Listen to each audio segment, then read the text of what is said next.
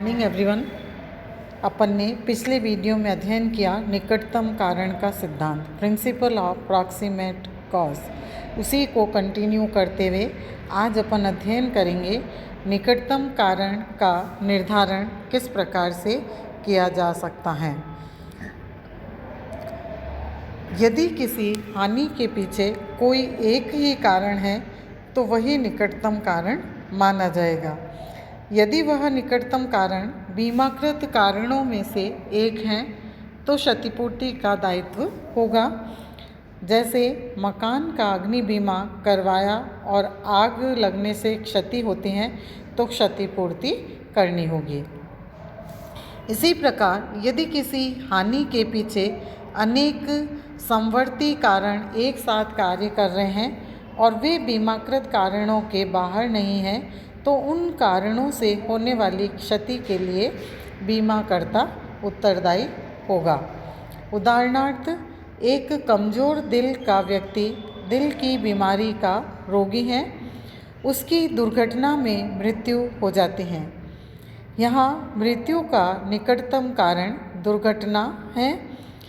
यद्यपि एक मजबूत दिल का व्यक्ति शायद बच जाता, फिर भी जीवन बीमा अनुबंध में बीमाकर्ता क्षतिपूर्ति के लिए उत्तरदायी होगा।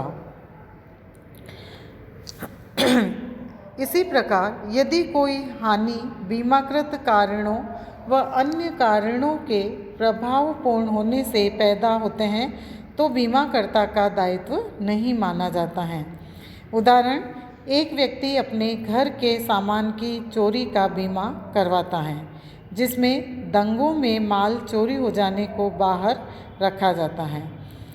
शहर में दंगे होने पर माल को नुकसान होने पर बीमाकर्ता उत्तरदायी नहीं होगा। यदि इसी तरह से नेक्स्ट जो इसका कारण कि यदि कोई हानि बीमाकृत कारणों व अन्य कारणों दोनों के प्रभाव से उत्पन्न होती हैं, किंतु दोनों कारणों से उत्पन्न क्षति को पृथक पृथक किया जा सकता है तो सिर्फ बीमाकृत कारण से हुई क्षति के लिए बीमाकर्ता उत्तरदायी माना जाता है या उसके लिए उत्तरदायी होगा। यदि कोई हानि एक के बाद एक अनेक कारणों के प्रभाव के कारण उत्पन्न होते हैं और मूल कारण बीमाकृत कारणों में से एक है तो बीमाकर्ता का दायित्व होगा। उदाहरण, एक जहाज के एक ही भाग में कुछ खालें व तंबाकू भर दी गई। तूफ़ानी मौसम के कारण जहाज के उस भाग में पानी आ गया और खालें खराब हो गई।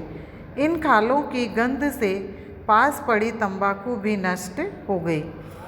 यहाँ यह माना गया कि खालों व तंबाकू के नष्ट होने का कारण पानी है और पानी बीमाकृत कारणों में से एक होने के कारण बीमाकर्ता उत्तरदायी होगा। इसी तरह से यदि किसी हानि के पीछे अबीमाकृत कारणों की श्रृंखला काम कर रही है तो बीमाकर्ता उत्तरदायी नहीं होगा। जैसे भूकंप आने से आग लग जाते हैं और उस आग से संपत्तियां नष्ट हो जाती हैं, ऐसी अग्नि से हुई क्षति के लिए बीमाकर्ता उत्तरदायी नहीं होगा।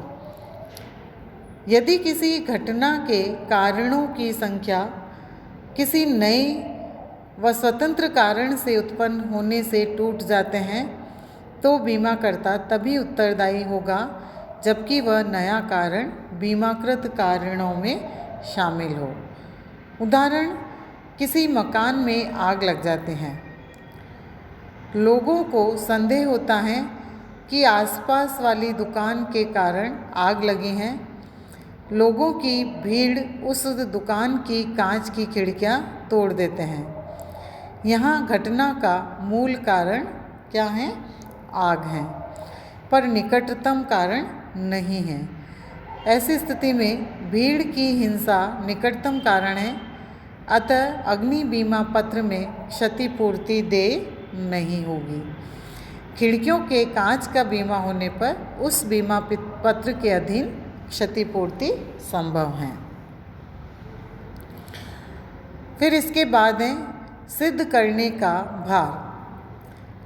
हानि के कारणों को सिद्ध करने का भार परिस्थितियों के अनुसार बीमाकर्ता और बीमित इस दोनों में से किसी का हो सकता है और इस बारे में नियम निम्न प्रकार से हैं। जैसे पहला, हानि होने की दशा में बीमित को यह सिद्ध करना पड़ता है कि हानि बीमाकृत कारणों से हुई है। यदि बीमाकर्ता कहता है कि हानि अबीमाकृत कारणों से हुई है तो यह बीमाकर्ता को सिद्ध करना पड़ेगा। तीसरा जो भार का नियम है कि कई बीमा पत्रों की शर्तों के अनुसार कुछ कारणों से होने वाली प्रत्यक्ष या अप्रत्यक्ष हानि को बीमा पत्र के क्षेत्र से बाहर रखा जाता है। ऐसी स्थिति में यदि हानि ऐसे किसी बाहर रखे कारण से हो जाती है तो बीमाकर्ता उत्तरदायी नहीं होगा, चाहे उस हानि के पीछे और कोई बीमाकृत कारण ही क्यों न मौजूद हो।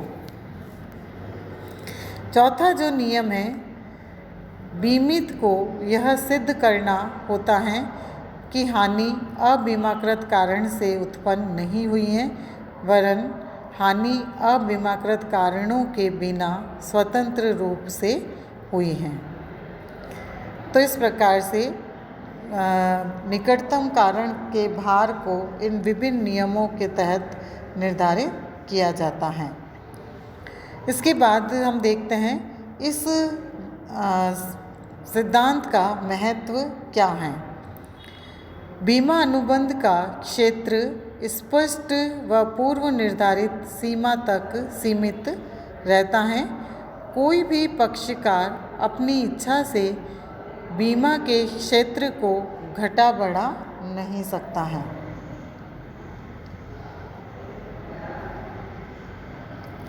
इसी तरह बीमा अनुबंध के वास्तविक अर्थ व उसके पीछे विद्यमान भावना का अर्थ लगाया जा सकता है। यह सिद्धांत बीमाकर्ता व बीमित दोनों को लाभ पहुंचाता है।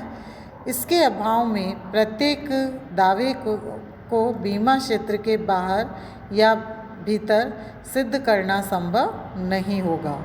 परिणाम स्वरूप दोनों पक्षकार दुविधा में पड़ जाएंगे। तो इस प्रकार से इस सिद्धांत का ये महत्वपूर्ण रोल या भूमिका होती है कि दोनों ही पक्षकारों को अपने बीमा के निकटतम यानी अपने बीमा के तहत हुई क्षति या होने वाली हानि के निकटतम कारण को सिद्ध करना होगा और उस कारण की वास्तविकता को जानकर बीमित को अपनी क्षति का भुगतान प्राप्त होगा और बीमाकर्ता उसके आधार पर बीमित को हुई क्षति का भुगतान करने के लिए उत्तरदायी होगा। तो इस प्रकार से इस नियम के तहत दोनों ही पक्षकार की दुविधा को दूर किया जा सकता है और बीमित और बीमाकर्ता दोनों अपने स्तर पर निकटतम कारण को सिद्ध करते हुए हानि या क्षति का भुगतान करने के लिए सक्षम होंगे।